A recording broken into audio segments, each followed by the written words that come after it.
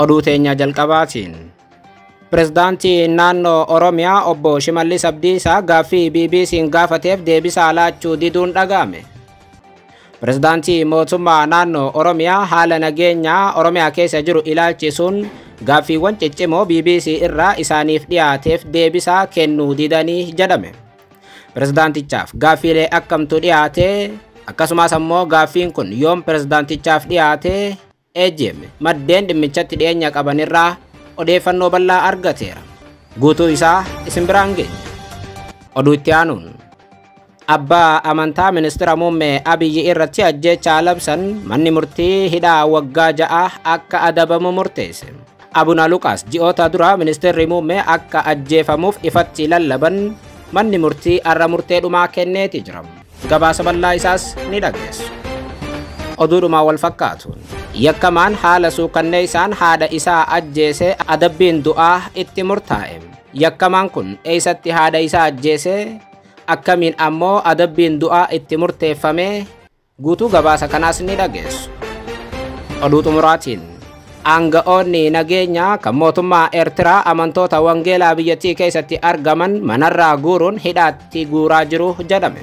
Aanga'oonni nageenyaa kan Eertiraa maaliif warra wangeelaa hidhaa jiru? Guutuu gabaasa kanaa isin biraan geenya akka mul'atan daawwattootaaf hordoftoota Anolee Global Media. Oduuf odeeffannoo keenya galgala kana qabannee dhufneeti jirra. Odeeffannoo keenya ijoo isaa amma dhageessan guutuu isaa isin biraan geenya. Hagaa xumura sagantaa keenyaatti dhaggeeffachuun yaada qabdan gara koomentiitiin nuuf barreessaa. Viidiyoon keenya hiriyoota keessan biraa akka dhaqqabuuf ammoo like, share, subscribe godhuun dagatinaa isiniin jenna. Kallattumaan gara gabaasa bal'aattiin isin qajeelcha.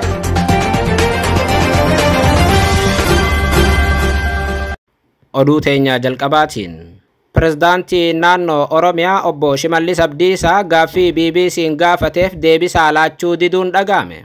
Rakkoo nageenyaa waggoottan darbe Oromiyaa keessa ture ilaalchisuun gaaffiilee ciccimoo BBC'n pirezidaantichaaf dhiyeessus BBC'n deebii dhabuun isaa dhaga'ameeti jira.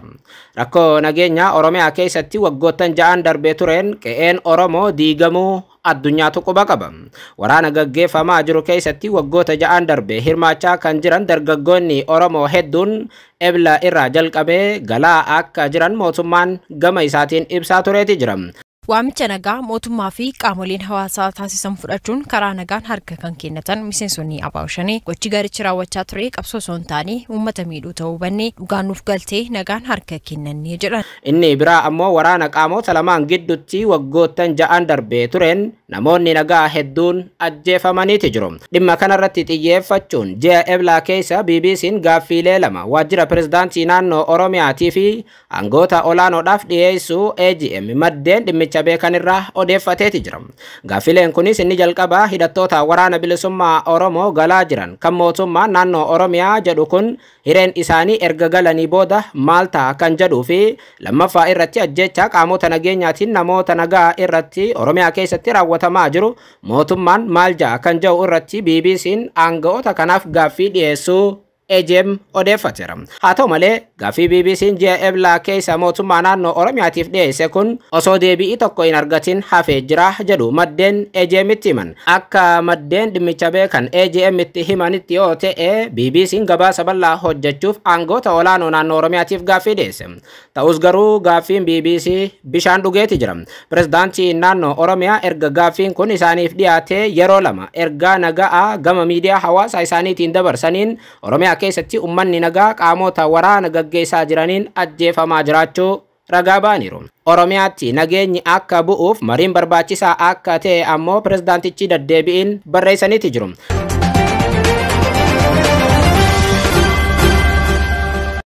Oduu biraatiin abbaa amantaa ministeera muummee Abiyyi irratti ajjeechaa labsan manni murtii hidhaa waggaa 6 akka adabamu arra murteesse.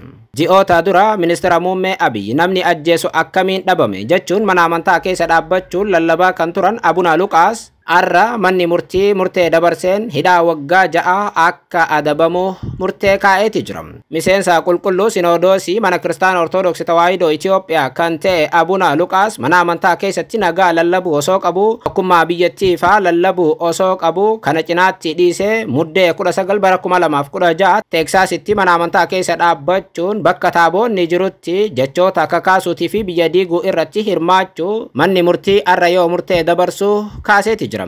Kanaaf abbaan amantaa kun waan amantaan isa barsiise dhiisee mana amantaa keessatti ammoo biyyattii akka diigamtu waan lallabeef hidhaa waggaa 6tiin akka adabamu murtaa'ee jira jedhu manni murtii federaalaa har'a yoo murtee laatu.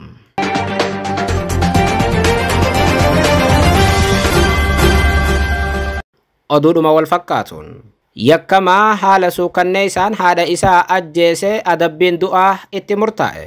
Manni murtii olaanaa magaalaa Adaamaa yakkamaa haala suukanneessaan haadha isaa ajjeesuun himatame adabbii du'aa itti murteesseera. Himatamaan dargaggeessi umrii waggaa 28 Fiqiruu Ashannaafi jedhamu yakka ajjechaa suukanneessaa haadha isaa irratti bitootessa 21 bara 2016 kutaa magaalaa Boolee aanaa dhakaa adiitti raawwachuun himatame ragaan mana yaalaatii fi namaatiin itti mirkanaa'eera.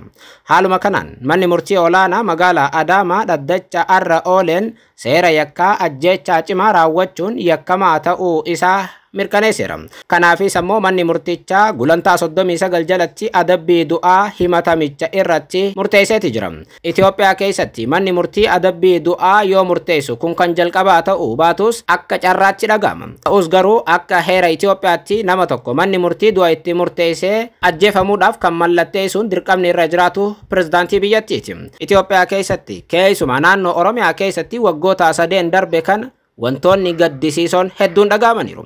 Haati manaa abbaa manaa ajjeesuu, abbaan manaa haadha manaa haala suukanneessaan ajjeesuu fi ilmi ammoo haadha irraa dhalate ajjeesuun baratamaa ta'aa dhufeeti jira.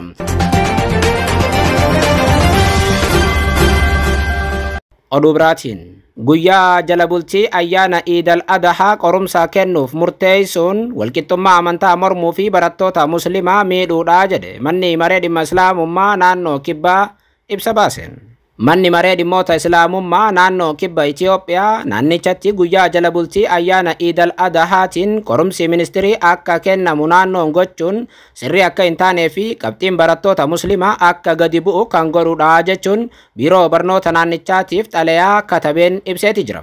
Sagantaan qormaata ministirii kutaa 6ffaa sadarkaa naannootti kennamuuf ba'e guyyaa jala bultii ayyaana Iidal Adhaa yookiin Iida Arafaatii fi borumtaa ayyaanichaatti qabamuun isaa majlisa naannichaa muufachiisu kan ere xalayaan majlisni naannoo kibba Itoophiyaa biiroo barnoota naannichaatiif barreesse biyyi keenyaas haa ta'u naannoon keenya hordoftoonni amantaa garaagaraa kan keessa jiraatan ta'uun osoo beekamu ayyaanni Iidal Adhaa bara hijiraa 1445 gaafa waxabajjii 2016 kan kabajamu akka lakkoofsa Itoophiyaatti yoo ta'u sagantaa qormaataa guyyoottan kanneen itti baasuun walqixxummaa amantaa faalleessuudha jedhe.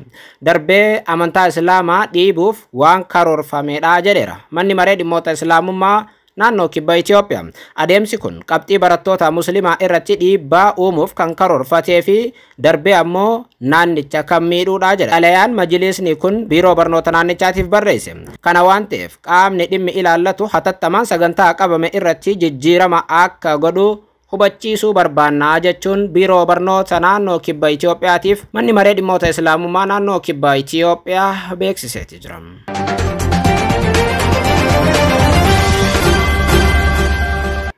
Oduu teenya isaa xumuraatiin Eertiraan amantoota wangeelaa hidhaatti guuraa jirti jedhame. Aanga'oonni nageenyaa kan mootummaa Eertiraa amantoota wangeelaa biyyattii keessatti argaman manarraa guuruun hidhaa jiraachuun himame. Keessattuu torbaanota darban keessa kaaba godinoota Galaana Diimaa, Asaabaa fi Gaashbarkaa jedhaman keessatti namoonni hedduu mana jireenya isaanii irraa fudhatamuu isaanii maatii fi dhaabbileen amantaa kanaaf falman ibsuu irratti argamu. Ajajni duula hidhaa kunis keessattuu godinoota kanneen keessatti amantootaa fi tajaajiloota irratti kan xiyyeeffate ta'uu dhaabbanni amantaa kanaaf falmu gareen Release Eertiraan jedhamu BBC'tti himeera. Akka gabaasni BBC'n har'a qabatee bahe agarsiisutti baatii darbe keessa ammoo keessattuu magaalota akka Tasanaay, Aqordaatii fi Baraantuutti hordoftoonni wangeelaa hedduun humnoota nageenyaa biyyattiitiin to'annoo jala oolfamaniiru. Namoota godina Gaashambarkaatti hidhaman keessaa kanneen 60 ol ta'an mana hidhaa haaraa magaalaa Bimbinaa jedhamutti baname keessatti akka argaman gabaasni kun ni saaxilama. Kanaan alattis magaalota Addii Takalazaan, karaanii fi gahallitaa dabalatee amantoonni hedduun hidhamuu isaanii gareen amantaa kanaaf falmu ni ibsa. Amantaa mootummaa Eertiraatiin beekamtiin kennameefiin alatti namoonni hordoftoota amantaa biraa ta'an dhibbootaan lakkaawwaman hidhaarratti argamu. Daareektarri dhaabbata mirga amantoota wangeelaatiif falmu Release Eertiraan baatii kana qofatti amantoonni hedduun to'annoo jala oolfamuu BBCf mirkaneessaniiru. Biyyi waggaa 30 dura Itoophiyaa dhiiftee tusiitti galte tun erga achi baatee as lammiilee ishee dararuu akkasumas ammoo waan Isaayyaas barbaaduun alatti homaa hin hojjetaman. Dhugaatii tokko dhuguuf ammoo ajaja Isaayyaasiin dhugum. Daawwattoota keenya odeeffannoon galgala kanaaf qabanne kanuma. Odeeffannoo biraatiin hangoolitti deebinutti yeroo gaarii qabaadha.